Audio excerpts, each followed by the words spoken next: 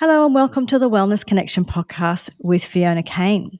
I have another guest today and we're going to be talking about focusing on healing and not hurting. And my guest today is Chintamani Bird. Hi, Chintamani. Hey Fiona, thank you for having me. I'm so excited to be here today. Well, I'm glad that you agreed to come on, and I'm sure that our listeners and watchers will when they hear your story, because you've got an interesting story, or well, some of your stories anyway, because you've got many. For those who don't know you, would you like to introduce yourself a little bit? Sure. At the moment, I studied to be an interior designer in my 40s, and one of the things that drives me. I've also worked with kids with disabilities as a teacher's aide, and I think I've worn many hats over the years. You know, been a mum, I've been I'm an interior designer, teacher's aide. I've also worked in finance and all these sort of different things. But one of the things that brings me here today is I really am quite passionate about something that we call biophilic design. And people go, what is Yes, that? That biophilic is design. What bi. is that? Yeah.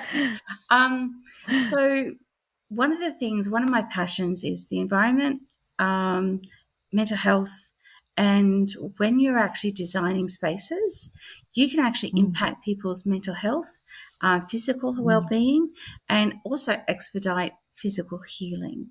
So, mm. and one of the things that I love, and that's just how you design spaces. And one of the Yeah. big things, like biophilic design, is translated means love of life. You know, Love of life. mm, Beautiful. um, and sometimes we don't really know what that means. And so biophilic design supports. We often think about just surviving life, just being able to Mm, get through the day. You know, things yes. happen and things aren't always rosy. And one of the things about biophilic design, it's you have thriving and you have just surviving. And in Mm, between that, to traverse between 1 to 2 is healing. And the biophilic design is the ability to support your own healing.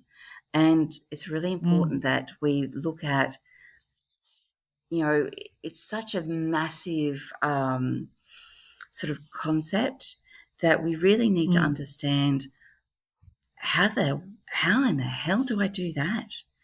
And mm, it's through connection. And biophilic design is all about connection to yes. yourself, connection to the environment, connection to the place that you live in.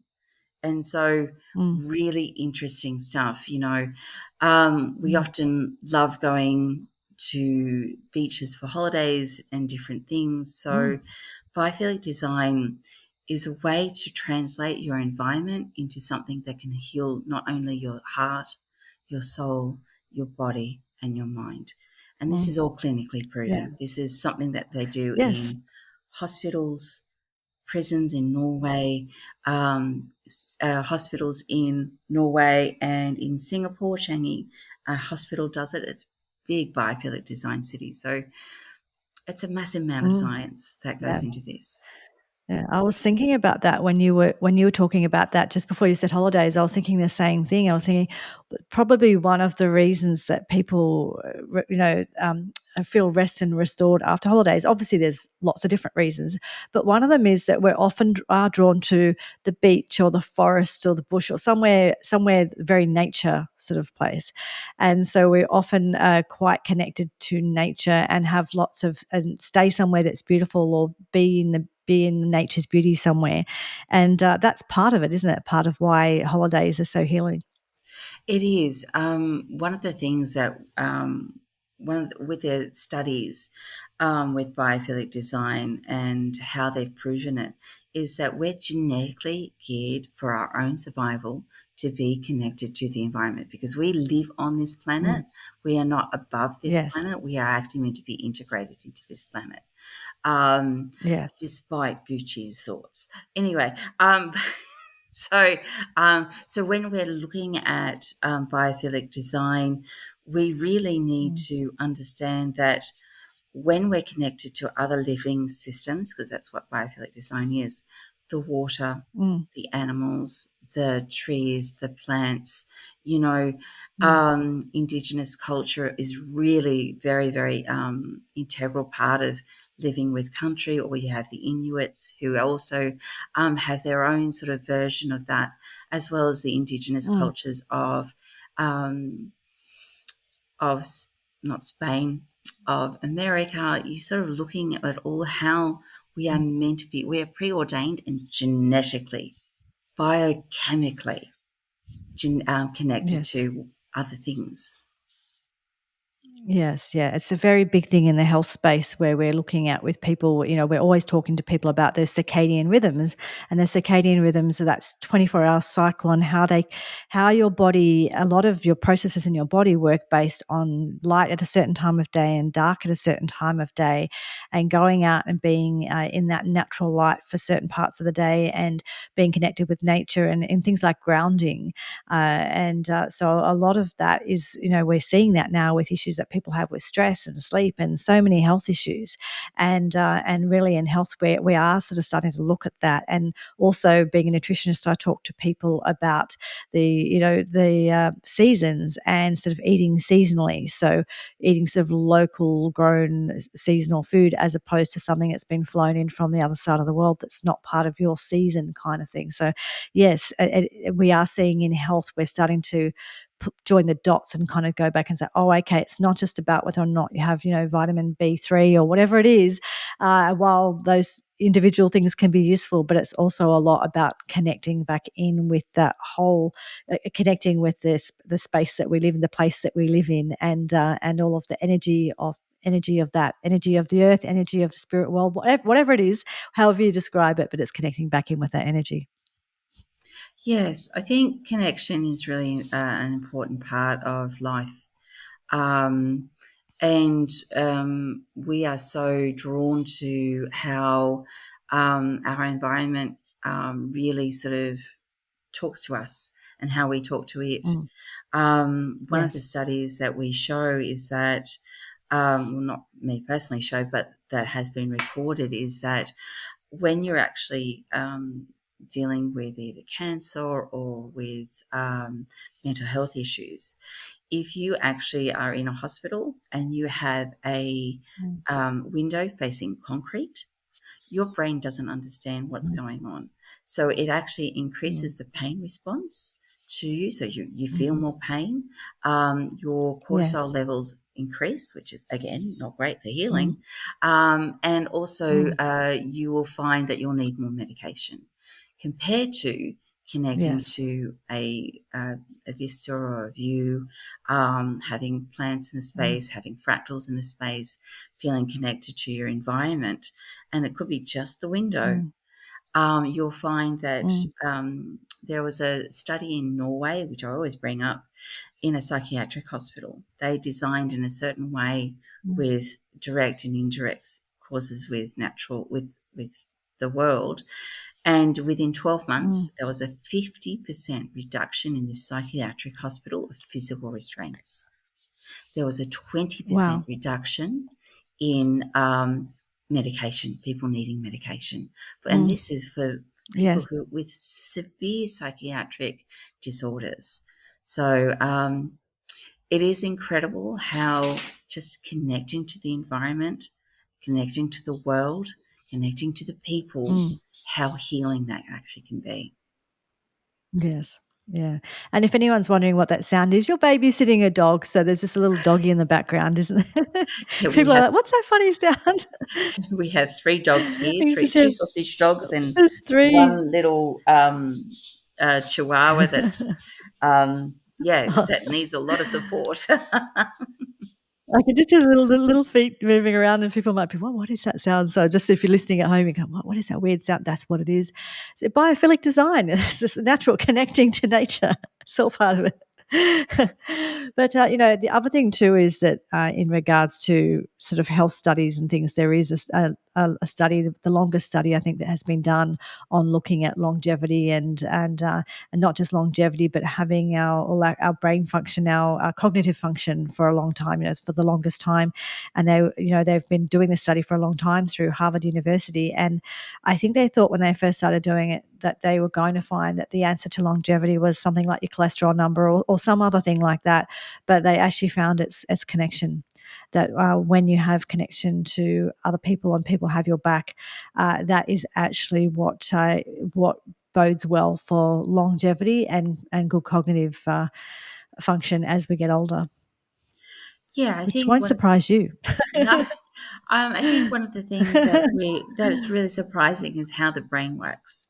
I love Mm, psychology, and that's part of the biophilic design, and how the brain actually mm, reacts to certain spaces and certain environments, and also that mm, is through life experience. But there's also that genetic reptilian brain that really has evolved and is fully formed when we're born. mm. It doesn't need any more Yes. formation, doesn't need any growth like the Mm, prefrontal cortex, which isn't until mm, our mid to late 20s that is completely fully formed. So, yeah, like connection yeah. and how we actually live in our environment, we are born with that. Mm, And mm, that's, and the other ways of survival, the other ways of how we actually deal with the world, or how we relate to the world and how we connect to the world. Again, there is a mm, preordained, um, biologically made up, like we are predestined to actually find connection. And that could be to the environment or other yes. living things. Yeah, and that's what we sort of look for so much. And I think even was it Johann Hari's book? Was his book Lost Connections? And I think that he was saying in his book that he believes that a lot of things like addiction and those sorts of issues, they're from a loss of connection. That's what they're sort of the opposite to addiction is being connected. So it's like when people haven't got connection, that can really affect their mental health and those things.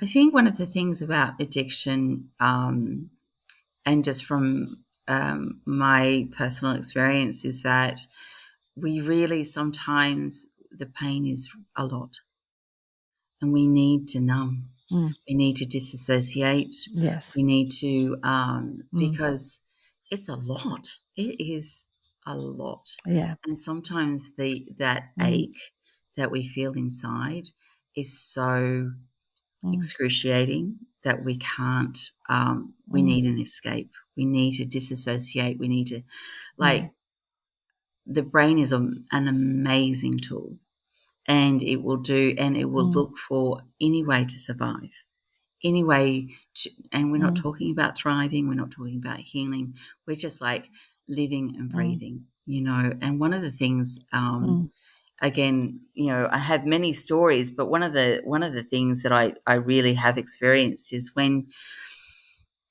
there is no hope and no and it's just all you see is pain, is mm, it becomes consuming. It becomes very consuming mm. in how you relate to the world. And the brain will go, well, how can Yes. I get out of this? How can I find a Mm, way out of this terrible situation? And mm, addiction is one of them, because we need to numb, mm. numb, and we need to just. It's a case of actually being able to function while not functioning. Mm. That's that disassociation. And Yes. it's incredible because Yeah. um, I really feel that I remember there was a time where I, I didn't know where to go, I didn't know what to do. And um, Mm, to limit our time, like make sure that within those timeframes today. But um, mm.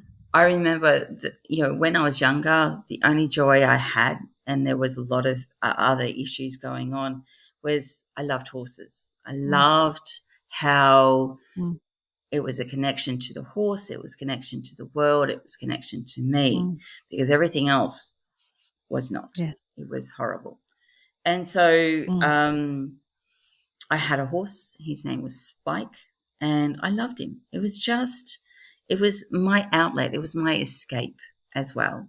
It wasn't just mm. about Yeah. connection, it was an escape as well. And I think through addiction also is a way of just trying to survive. Really, we are all Mm. just trying to Definitely. survive this world, which is a really sad place to be. Mm, So bringing that back into mm, 2010, I was in a dark place, a very dark place, and my mhm, husband was like, "What can we do? What?" And I just thought, and it sounds a little bit, I guess, like you could do that. Like I wanted to actually be connected to horses, and mm, so we were in the right situation where I saved up the money and I made sure that I could do everything, and I did all the because the day that I said to my husband, I don't know what else to do. I was in so much pain, mm, emotional pain and mental pain. And I said, I don't know what else to do. And I saved up. I was really, really sort of conscious of what to do. And at the mm, time, I also was suffering from agoraphobia. So this was a case of I couldn't go outside without my family, mm. and I couldn't make decisions for myself. Yeah. So I was really dysfunctional. I couldn't do anything, and I thought, Yes. okay, let this be the answer. Um, Mm, and it was hard. It was really hard because I loved this horse. And it was the only outlet I had. Um, mm, But I think I bought the horse in, I think it was, I just have to think about this. I think it was in 2010. Yep, it was somewhere about 2010, mhm, late 2010.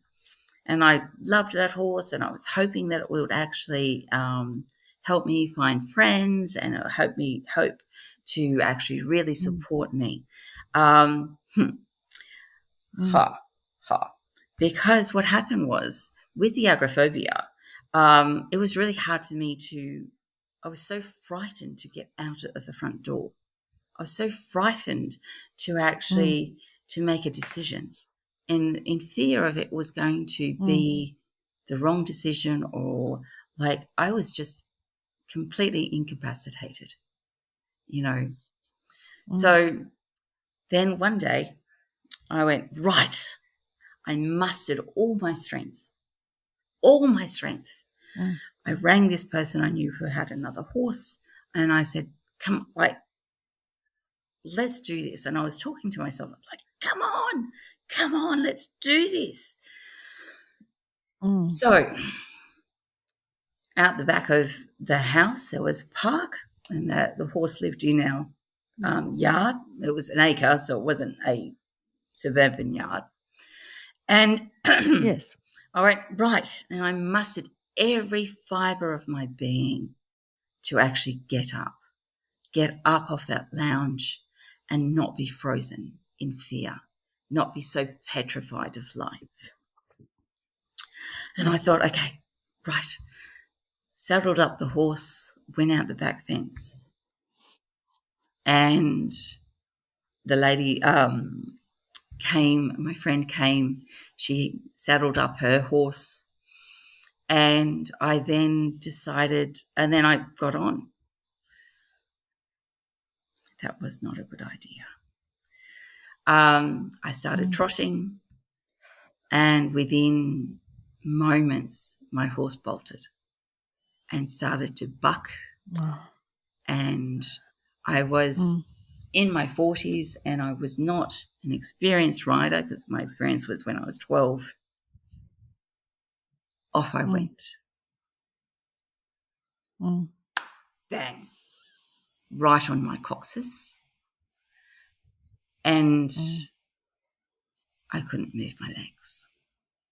I couldn't move my legs. Wow. I'm writhing in Yeah. pain. So funny. Mm. Note to self, when someone's writhing in pain, don't stand there or sit there and go, it's okay, Chintamani. Think of blue ocean waves. Because that's what the lady was doing. She was saying, What's think of blue. She was trying to meditate with me at the time.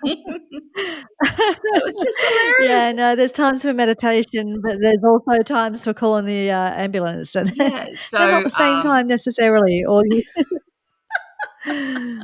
so, and I'm just Oh, like, it's and so my son, who's actually in the house, can hear me scream.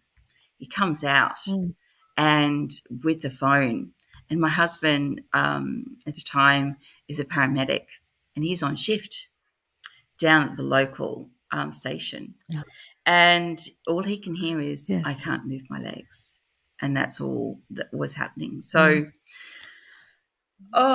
then there was a whole lot of ambulances and helicopters. And he got there in 11 minutes. And that's a yeah, 25-minute drive. He drove fast. He was in the ambulance. And yeah, yes, so, um, yeah, and I'm just like, and the, the, like you think about the pain and oh my Lord. So anyway, I get loaded into a helicopter and I get transported to Westmead mm, Hospital and still can't move my legs. In that helicopter, the, uh, this is so funny. I needed to hold someone's hand. There was this voice inside of me. I just want to hold someone's hand. mm, Now, I thought it was my mm, husband's hand. My husband was looking out the window in the helicopter. It was not my husband's hand. It was the paramedic. It mm, was who was actually treating me. It was the nurse who was treating me, and I was just stroking. You know how you mm, stroke someone's hand? I was stroking her hand. I mm, just needed that human connection, that human touch. yes, Anyway, so we mm, arrive. I got into the ICU. They tried to make me stand, which was like, what? But okay, couldn't do that. And then mm, eventually I went up to the ward. It was the night, and I was on morphine. I still felt the pain. It was mm, horrible. And I couldn't even go to the toilet. I couldn't go to the toilet myself. So that was horrible. mm, And this is the mm, difference. The next morning, my husband said, do you need anything? Do you want something? And I went, I want my journal. I want to write. Okay. okay, So so it's he like day comes, 2 when you're asking for your journal. yeah. Wow. Um, and I'm going, and they brought cards because I like board games and card games and stuff. And so the kids are on my Mm, bed and they're playing, and I mean, they're teenagers. They're, young adolescents, very young adolescents. mm, And I'm thinking, okay, this was a good kick up the ass that I got. This was a wonderful wake up call. This was amazing wake up call. I'm mm, breathing. I'm not dead. I'm breathing. mm, The kids are playing. Wow. mm, I'm breathing. I'm not dead. I'm not paralyzed. I just can't move my legs, but I'm breathing. mm, And that moment was like a wonderful, wake up call because mm, I'm alive. It took yes. me 3 months to learn to walk again. I still get Mm, pain when it's too cold, if I sit on the wrong chair. And I think one of the mhm, things that moment taught me was it's how, like, I needed a reality check that life wasn't, well, life, I had a choice. I had a choice to mm, go, poor me, And I like, don't get me wrong, there's been lots of times of that, but Mm, I just was grateful. I was alive. I mm, could breathe on my own. So many times when yeah, people have accidents, it doesn't end well. And so yeah, that was a yeah, real pivotal moment that yeah. I needed to focus on something different. Mm, So yeah, yeah. that Isn't it was amazing though that you there's a couple of things there that you said that besides the fact that it's a huge story, but it's the moments where you had sort of intuition. So your intuition was that you knew you just needed human touch when you were in the helicopter, which I mean, someone with I lived with someone with agoraphobia. It's uh, full on issue, and so I can only imagine like for you just going out and being out the front, whatever was hard enough, let alone being in a helicopter with all this crazy stuff going on and all of the pain and everything else.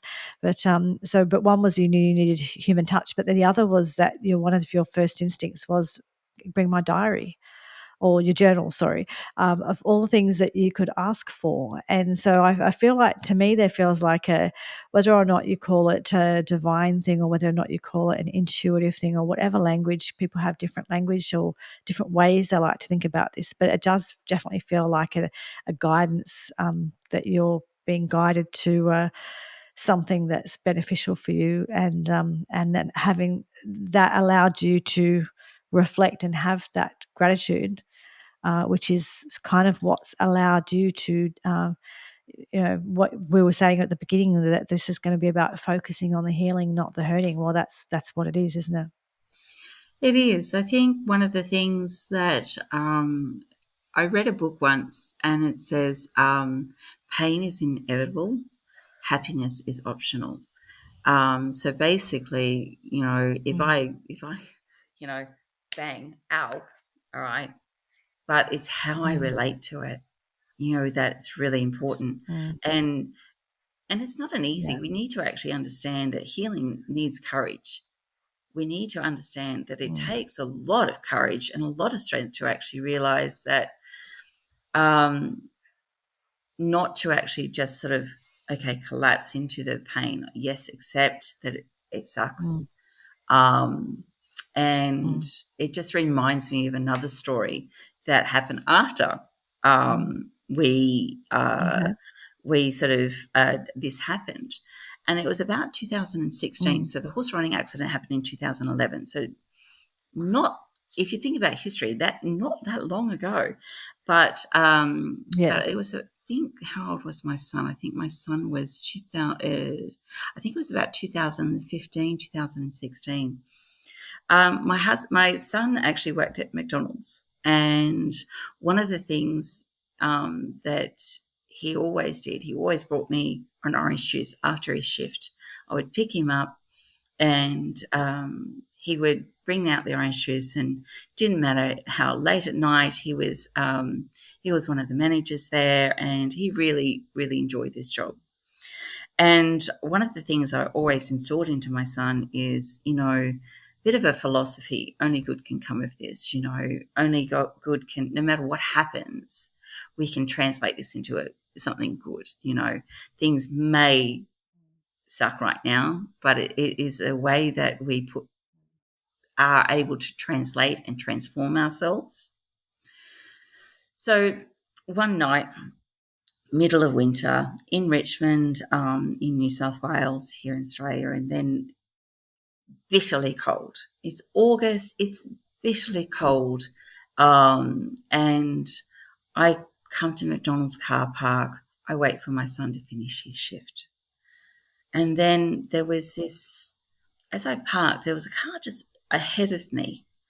And I was like, oh, I kept on being, my attention kept on being drawn to this car, just like, like, who is that? I could see someone sitting in the car.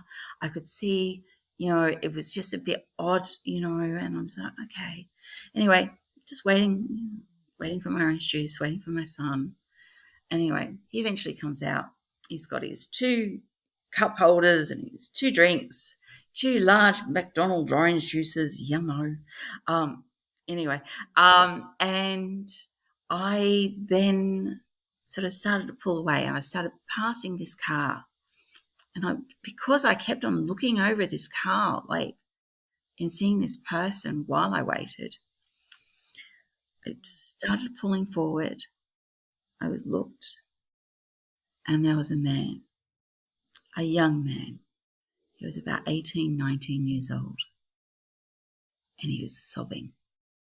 He's sobbing. And I stopped the car. I got out of my car. I walked around the back of my car and up to his. Tap, tap, tap, tap. Are you all right? He's on the phone at the time. And I didn't know at the time, right as I tapped, he was on the phone to Lifeline. Because the last 3 hours, he had been negotiating whether he'd go home or put himself on the railway tracks, because the car park is right next to the railway tracks, to the train station. Oh, it gives you chills. Oh. And he goes, and I said, are you all right? No, nothing's all right. And he just burst into tears. He burst into this incredible emotional flurry of pain. And I said to him, it's going to be all right. It's going to be all right. And he said, no, it's not. No, how dare you talk to me like that? It's never going to be like that. Sorry about the dogs. And dogs are getting involved in the story too. Yeah, they are. They can feel the energy. They're picking up on the energy changed. So I said, come out. Because I knew I could say it. I knew I could say it. I said, get out of the car for me. Get out of the car. And you've got to remember, and so he gets out of the car. He's wearing a tank top. It's 3 degrees outside and ripped board shorts. He's got nothing on him. He's 3 degrees Celsius for those who are listening elsewhere. It was very, very cold. Yes. Yeah, it's freezing. It's so cold. And then I said, I want you to look up this website, because at the time I had a website. All right. I want you to read this. Now, mind you, Lifeline is still on the phone. He hasn't hung up. So through this whole story, please remember, Lifeline is already and stays on the phone listening to this story. Yes. So one of the things, so I said to him, read this. And he started reading this website I gave him. And he looked up at me. He stared into my eyes. He said, my life's not that hard. I said, this is my story. My life's not that bad. Is that what you just said? My life's not that bad. Oh, my life's not that hard. And I stared back at him. I said, this is my story. He said, I thought so. And I said, it's really important to understand right now that someone cares about you. I care about you. Yes. We need to focus on the healing, not on the hurting. Wow. My son is still in the car listening to this. So I never keep a clean car. But in the back of my car, I had a goose down anorak jacket. So I went and dived into my car, and I actually put it around his shoulders. And I said, Jamie, we need to understand that someone cares about you. Someone loves you, and this is me in front of you. And he's like, I said, I need you to understand that sometimes when we focus on the pain, we only see pain. We only Mm. see what is hurting us. We can't see what Yes. can heal and help us. Yes. And so I wrapped the anorak jacket around him. It was a big, fluffy thing with a great big Mm. hood with fur around the hood. Yeah. And for the next 3 hours, I'm talking to Jamie. I'm saying, once you feel this, now you need to pay it forward. You need to pay Yes. forward with this jacket Mm. and help someone else heal as well. Yes. And so we talked for the next 3 hours. My son is in the back, still in the car, in the middle of winter, in the dark, Mm. in Richmond, New South Wales. So I went home. Jamie went home 3 weeks later. I think it was 3 weeks. No, it was 6 weeks later. I'm back in the McDonald's car park picking up my son, and it's late. Mm. Not as late, but it was late. Mm. And I see 3 young teenagers, they're, adolescents. And Mm. and they were going to get in the car in front of me, because we're in the car Mm. park. Oh my Lord, there's Jamie. He has friends. Mm. Whoa, what? Okay. Yes. And he comes up to my car and he says, I just went and saw your son to say thank you. Mm. He had friends. He said, I feel so much better. And on my bad days, I come to McDonald's car park and remember what happened. Yeah. I still remember, and I'm still trying to find that person to give that anorak to, because he wants to Yes. pay it forward. Yes. And I was like, this is amazing. Fantastic. Yeah. It's beautiful. So then 3 months later, I think sometimes we need a reality that someone cares. It's not Mm. words, it's a physical presence of energy and love. And Yeah. for Jamie, it was that anorak. So 3 Yes. months later, it's a sad day. I need to take my son, take lunch to my son in the McDonald's car park. And so it was incredible because I went in, Tupperware container in hand. And then Mm. this young man and older woman came to me. It was Jamie. He looked Mm. completely different. Oh my God, he looked different. And he Yes. said, I'm looking to do some education. He was going to be either a travel agent or he wanted to travel. He wanted to do a few things. And I went, this is fantastic. This is so amazing. This is great. Then I turned to the older woman. I said, hi, my name's Chintamani. She said, I know who you are. You gave me my son back. And that sort of like, she said, we can't believe that it's happened. It's amazing that it happened. But we keep on looking at that jacket and saying it wasn't a dream. Yes.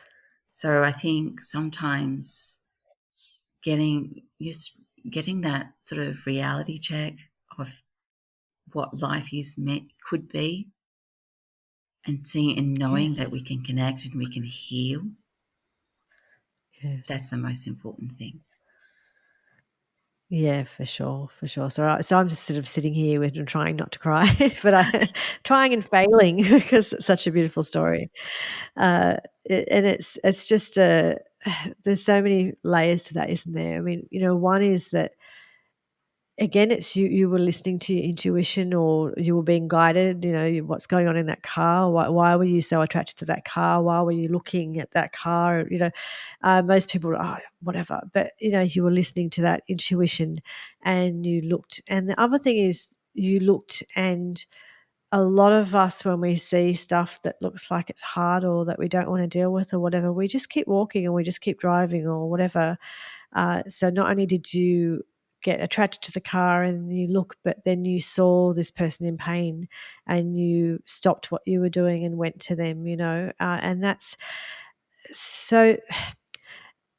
And I think on one hand, I'm saying there should be more of that, but on the other hand, I say I think there's a lot of stories like these. You hear these stories, and that reminds you of humans and a human connection, and I think it's good to.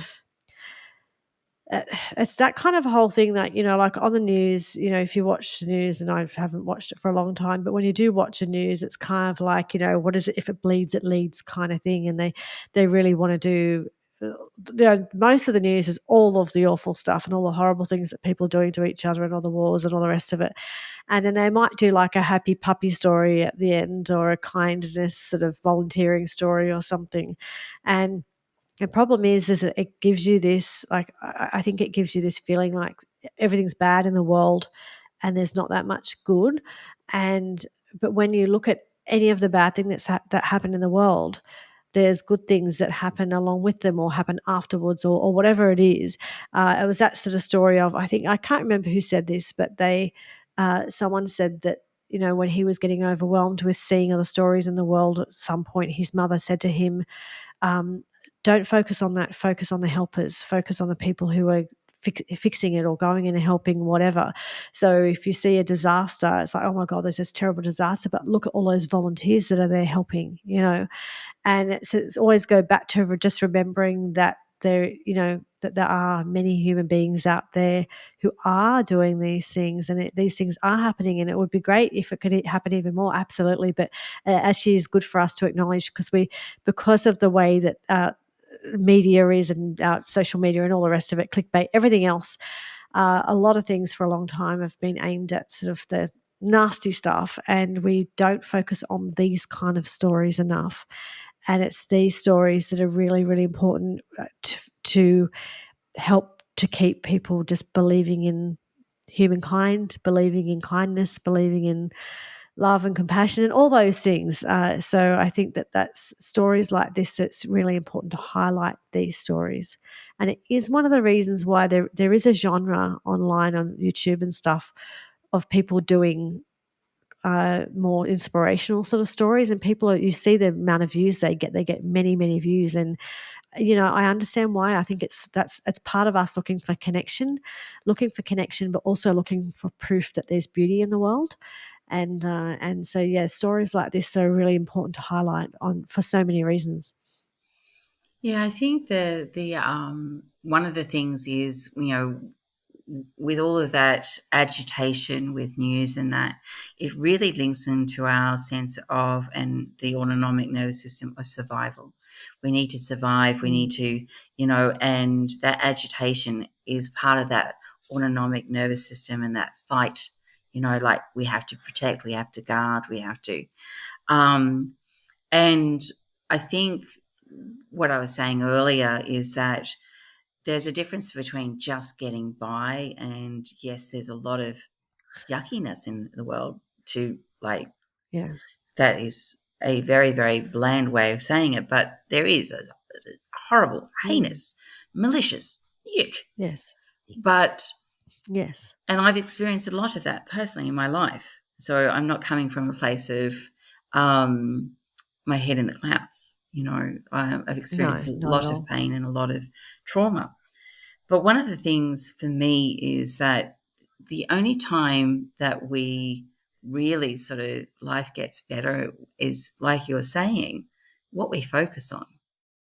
Do we want to focus on um, the most TikTok of some horrible things, or do we want to actually get into that ventral vagal nervous system, connect with other people, find like-minded people that actually have the same values of wanting to find peace, wanting to find Yes. a way to thrive that is magical and grounded, because Yes. one of the things that we see in life is, if we just see the dark, we are unable to see the light, but there cannot be any Yeah. light without the dark, because it's that No, contrast. no. You Yeah, know, the truth is that we it's all there. They come together and life both exist. But as for us, it's what you were saying before, it's what we choose to see as well. Because sometimes we choose to only focus on one and they're both there. But if you focus on seeing the light, that will help you. But if you only focus on seeing the dark, then that's all you will see.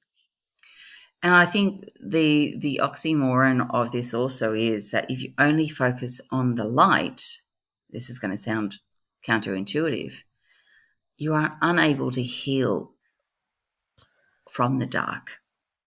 Yeah. You know, Yeah. so for It's that kind me, of when shadow stuff of not acknowledging the not acknowledging the sort of what's the best term for it? Well, our shadow side, all the challenging parts of us, all the trauma, all the history, all things like that. So yeah, it both exists. both exist and having Mm, that strength. So for me, my journey has been one that has given me such courage, such strength. mm, And there's been so many times I wanted to give up. Just thought, yes, I wish I didn't have a reason to feel strong. I wish I didn't have a yes, reason to be courageous. But it mm, is that reason, that situation that has put the pressure on me to either sink, swim, or mm, blossom. And yes, don't get me wrong, I'm not perfect. I've made lots of mistakes in my life. I've done the mm, wrong thing. But I think in your heart, when you know your heart and when you focus on, mm, so when you experience trauma like myself, and a life full of trauma, mm, you can get pretty consumed with it, you know, and you yes, go, oh, that's a pretty lofty thought to heal, and but think mm, about it. If I mm, didn't face how I felt, how I related to that situation, how am I going to deal with? How am I going to actually be able to transform it? mm. You know, I I'm going to quote Dr. Phil. It's terrible. He Yeah, I Dr. love Phil. Dr. Phil. I really love him. You can't change what you don't acknowledge, and Exactly. acknowledging is really important. Acknowledging, Yeah. and that's the first step of healing. You know, Mm, acknowledging it sucked, or mm, acknowledging how it has transformed you, or the sheer rage of how it actually feels, mm. how you felt about it is a step. Yes. Always get Yes. professional help. Whoever is listening to this, Yeah. always get professional help. Mm, yes. I'm 100% on professional help, Mm, but getting the right professional help, because I've mm. had professional help before, and it was like trying to, combat a dragon with a feather. So always Yeah, yeah. find the right field that suits um, suits you personally. Yeah. But I think one And of the there's not really a things, perfect way of figuring that out, is there? It's more like that I think that we just have to try different things and just know that if that's not the right thing or if that's not the right professional, there'll be somebody else or something else. And so it's just to 100%, keep trying. Is that? 100%. And I think one of the things also is that, you know, I rebirthing breath work. I went and found a guru, and that's where I get my name Mm, from. I went and did yes. meditation. I did crystal healing. I did spiritual Mm, healing. I did trauma informed yoga. I've done so it wasn't a case of um, sort of giving up. It was like, where is the mm, answer? The yes. answer is Yeah. actually within me. I just needed the person to actually reflect that. And so I eventually settled with a clinical psychologist who Hmm. specializes in trauma. So, Yes. but one of the Yeah. things that also I've discovered is when you're looking at psychology and you're looking at your environment and you're looking at who and what supports you, it's really Mm, important to actually not only have people that actually, I think support is a very generic word, mm, but I've got a friend who knows me. mm, She knows who I am. She knows my mm, quirky parts. But I didn't meet her until I was 50 because all the other mm. friends were based on unhealthy relationships. But Yes, getting someone to actually who is safe to know, who is yes, safe to actually expose yourself to, um, and who is safe to actually share. And sometimes my experience is that it's very misguided sometimes because we're just trying to find that connection. Where can I go? mm, Where I need this. So yeah. take your time. And sometimes friendships have seasons as well, and sometimes we feel like if we lost friends from earlier in life or other friends that we won't make friends again, but you can and you will. It's just the seasons in life, and just sometimes some people are in your life for a season or for a certain part of your life, and there can be other people maybe later on. So it's I think we sometimes get. Yeah, we think if we lose friends or we have to, yeah, and I think sometimes we're afraid to move on from relationship, toxic friendships and things, thinking that we won't find another friend, but actually that will create the space for that new friend to come into our life.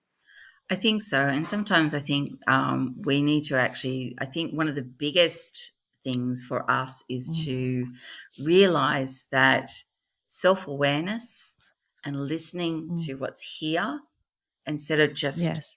having monkey mind, like just, oh, wait, Yeah. but actually taking a pause, Mm, and just going, yeah. okay, yes, it may suck, or it might be joyful, or it might be painful, it might be whatever it may be, but Mm, stop, take a moment, listen to your yeah. heart, listen to yourself, listen to what your body is saying.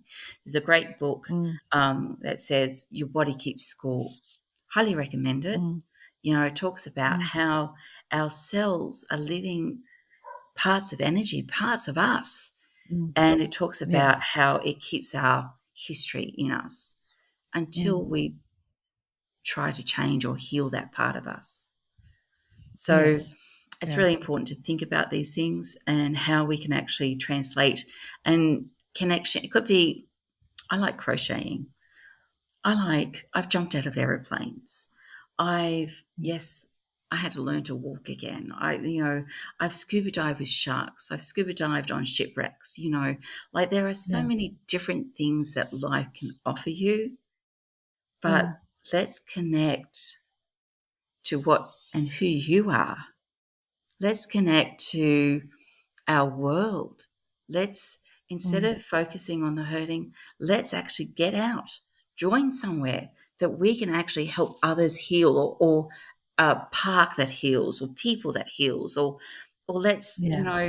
join a gardening group, whatever it is. Yeah. Yeah, Let's just as do connection. something. So for some people, it might be their church group. Other people, it might be their gardening group or their fan group or their craft group or their volunteering at the local wherever. It doesn't really matter what it is.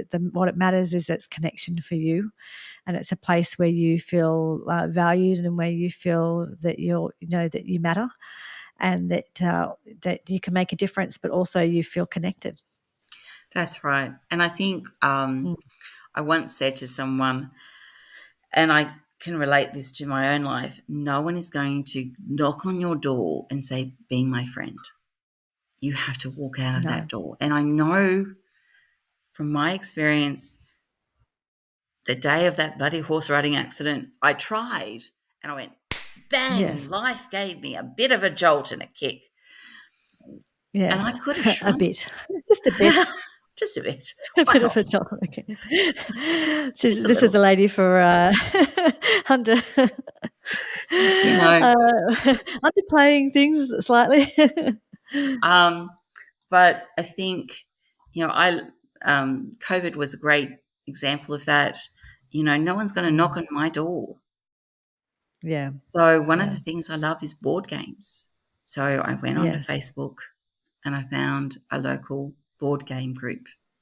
And through that, yes, I've been going for 3 years.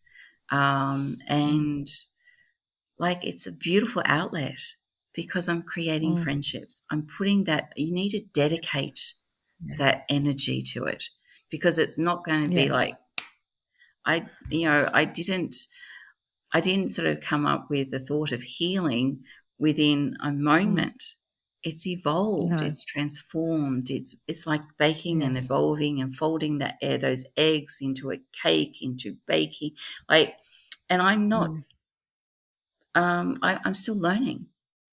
I'm still evolving. yes, I'm aren't we still all? growing. I'm still knowing Yeah, who I am and working that out. And that's something I'm cherishing.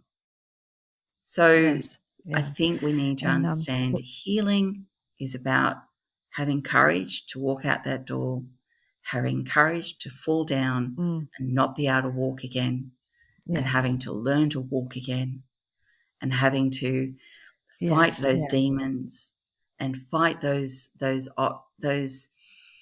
dark moments where you go, I just want to give up. I yes, I I yeah, I want that. I want the pain to finish. Like, you yeah, know, it doesn't have to be finite. The opportunities are infinite, but yeah. you just got to choose. Yeah, yeah, that's really powerful, and really, I suppose we need to wind up. But something that I think underlies what a lot of what you just said is storytelling, the stories that we tell ourselves, right? And you could have said, all right, I've got this person with agoraphobia, and like you said, you put everything in, that you had to going out that door and getting on the horse, and arranging to be with that friend. So you were doing all of, like, the right things, inverted commas, to heal. You're like, okay, I'm going to go outside and I'm going to connect with my friend and I'm going to connect with the horse, and it's going to, and and life threw at you this huge curveball and kind of destroyed a lot of that very quickly, at least for that time. And you could have very easily said to yourself, look, I tried. I talked like I tried. I did it. And look what life did to me. And it's like it's out to get me, and poor me. And I'm just going to go back inside and hide and never come out again, type of thing. And, no one would have necessarily said that you would have been justified in feeling that way. However, uh, and you might have felt that way for a while because you're human, and that's okay. But ultimately, though, that story wasn't going to help you, was it? Long term, a story like that isn't helpful. So really, what you did is you kind of, it's like, the journaling, everything you're talking about is really just reframing that story, isn't it? 100%. I think when we look Mm, at, um, when we actually get out of our own way sometimes and see, mm, as I said, only good can come of this, only seeing how the transformation can happen. yeah. And it does, and it's not simultaneous, it's not instantaneous, it doesn't happen straight away. But when we can Mm, actually say, I went 1 millimeter. I won yes. today because I went 1 millimeter. Like Yeah. and if 1 millimeter is too much for you, if you can't do 1 millimeter today, do Mm, a quarter of a millimeter. yes. Yeah. Just do something and consider the story that you're telling yourself, because it's our stories that can really limit us, or it's our stories that can help set us free and help us have that healing. And your journal and that gratitude practice and your journal obviously helped you with that. 100%. I still have that journal. It's just an Yeah. exercise book, Great. school exercise book. Still have it. Look, thank you so much for sharing those stories today. They were really powerful stories. I know you've got many more, but we just had to narrow it down to those. But they were huge, and I feel like hearing some of those stories will be really beneficial to my audience. So just thank you so much for sharing today. You're welcome. And thank you so much for having me. I really appreciate it, Fiona. Thank you. And I will put any contacts in the show notes for people if they want to get in contact with you. But is there a particular way that people can find you if they want to get in contact with you? Yeah, so I have I on LinkedIn, and I also have a website called Studio Chintamani, Mm-hmm. and yeah, so and I also have social media on Instagram and Facebook. So you can Okay. always contact me through the website or through Studio Chintamani or Chintamani Bird on LinkedIn. You can always grab hold of me. Okay, and we'll pop whatever relevant links into the show notes as well. So, look, thank you so much, Chintamani. It's been really interesting talking to you, and I really appreciate you sharing your story. You're welcome. Thank you so much. Appreciate it. Thank you. And thank you, everyone at home who's listening and watching. Please remember to like, subscribe, and share so more people find out about this podcast. I really appreciate you being part of the community and listening. The Wellness Connection is a podcast where we have real conversations about things that matter. So I'll see you all again next week. Thank you. Bye.